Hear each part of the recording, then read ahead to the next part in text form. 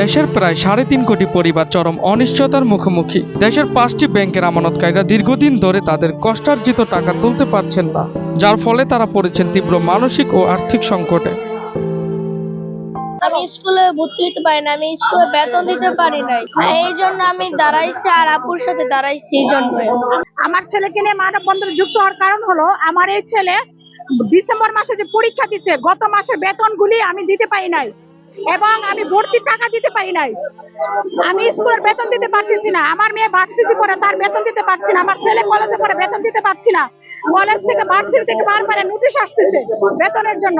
আমি চিকিৎসা করাতে পারছি না, আমার হাজবেন্ড স্ট্রোকের রোগী, তার চিকিৎসা করাতে পারছি না। আমার নিজেরই ওষুধ লাগে, হাজবেন্ডের লাগে, আমি আলসারের রোগী, আমি একজন ডায়াবেটিক্সের রোগী। এবং আমার অ্যাকাউন্টে আমার ভাইয়ের টাকা ছিল, সে অ্যাক্সিডেন্ট করছে, ওর বড় ধরনের একটা অপারেশন হয়েছে। আমি সেই অপারেশনের জন্য ব্যাংকে আমি যাই অনেক চিৎকার করছি, কান্না করছি, ম্যানেজারের পা পর্যন্ত ধরছি যে আমার টাকা দেন। বাংলাদেশ ব্যাংকের গভর্নর মনসুর সাহেব উনি টাকা দিতে নাকি নিষেধ করছেন। যাদের এফডিআর আছে তারা সেভিংস থেকেও টাকা উঠাতে পারবে না, কারেন্ট অ্যাকাউন্ট থেকেও টাকা উঠাতে পারবে না। যে আমরা এফডিআর করে কি পাপ করেছি? আমরা কি টাকা চুরি করে ব্যাংকে জমা রাখছি যে আমাদের টাকা আমরা উঠাতে পারবো না? এফডিআর এর মেয়াদ শেষ হয়েছে, আমরা এফডিআর ভাঙতে পারতেছি না। আমাদের রক্তে মাংসের পানি করা টাকা একবার খেয়ে না খেয়ে আমরা যারা আছি মধ্যবিত্ত ফ্যামিলির মানুষ বহুত কষ্টে আমরা ব্যাংকে টাকা রাখছি বিপদ আপদের জন্য। আমার হাজবেন্ড অসুস্থ, ব্যবসা বাণিজ্য করতে পারে না, আমি আমার জায়গা বিক্রি করে আমি ব্যাংকে টাকাটা রাখছি, ওটা দিয়ে আমি কষ্ট করে সংসার চালাই। আমি বাসা ভাড়া দিতে পারতেছি না, ঠিক আছে? এখন আমার সেভিংস এর টাকা আছে, কারেন্টের টাকা আছে, এফডিআর টাকা আছে, আমি কোনো টাকাই আমি উঠাতে পারতেছি না। ব্যাংকে গেলে বলে ব্যাংকে থেকে এখন টাকা উঠাতে পারবে না, সরকার পরবর্তীতে ঘোষণা দিলে টাকা উঠাতে পারবেন।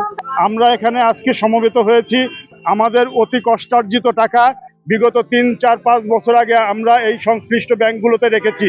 ফার্স্ট সিকিউরিটি ইসলামী ব্যাংক, গ্লোবাল ইসলামী ব্যাংক, সোশ্যাল ইসলামী ব্যাংক, এক্সিম ব্যাংক এবং ইউনিয়ন ব্যাংক।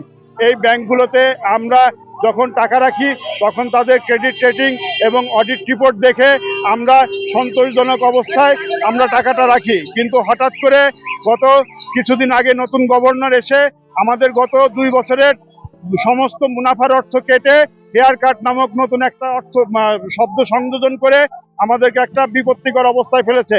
আমাদের প্রশ্ন হলো, যদি হেয়ার কাট কার্যকরী হয় তাহলে বাংলাদেশ ব্যাংকের অধীনে 61টা তফসিলি ব্যাংক আছে, প্রত্যেক ব্যাংকের ক্ষেত্রে অভিন্ন নীতি হতে হবে।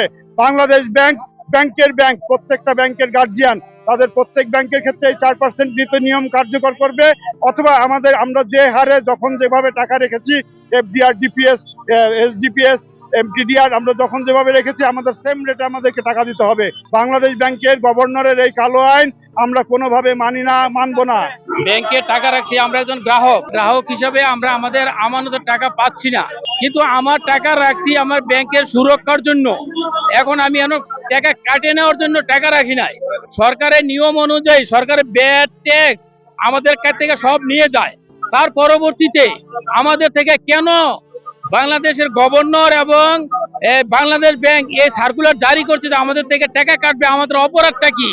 উনি নতুন করে আইন এখন করছে যে 24-25 আমাদেরকে হেয়ার কাট করে আমাদের প্রফিট টাকা নিবে। কেন? আমরা কোনো হেয়ার কাট মানি না, হেয়ার কাট না করে আমাদেরকে গুল্লি চালাক বুকের মধ্যে, আমরা এটাতে রাজি। তো আমাদের কষ্টের টাকা রক্তের পানি করছে, দিনের রাত করছে, সেই টাকা আমরা দিতে দিব না। যে অবৈধভাবে চলে যাবে, কে ছুরি নিয়ে গেছে, দরজা খুলে দিয়েছে বাংলাদেশ ব্যাংক, এটা উনার দায়িত্ব। আমাদের আমানতের টাকা আমাদেরকে ফেরত দিবে। এফডিআর হোক, কারেন্ট অ্যাকাউন্ট হোক, সেভিংস অ্যাকাউন্ট হোক, আর অনলাইন সম্পূর্ণ ব্যাংকের লেনদেন অতি দ্রুত চালু করে দিতে হবে। সামনে রমজান মাস, আমরা অতি ক্ষিপ্ত হয়ে আজ রাস্তার মধ্যে আসছি। আমরা খাইতে পারি না, বাসা ভাড়া দিতে পারি না, বাচ্চার স্কুলের খরচ চালাতে পারি না। আজ আমরা রাস্তার মধ্যে কেন নামবো? আমরা তো রাস্তার মেয়ে না, আমরা তো বাংলাদেশ গভর্নর স্যারের কাছে ভিক্ষার জন্য আসি নাই, ওনার কাছে চাঁদার জন্য আসি নাই।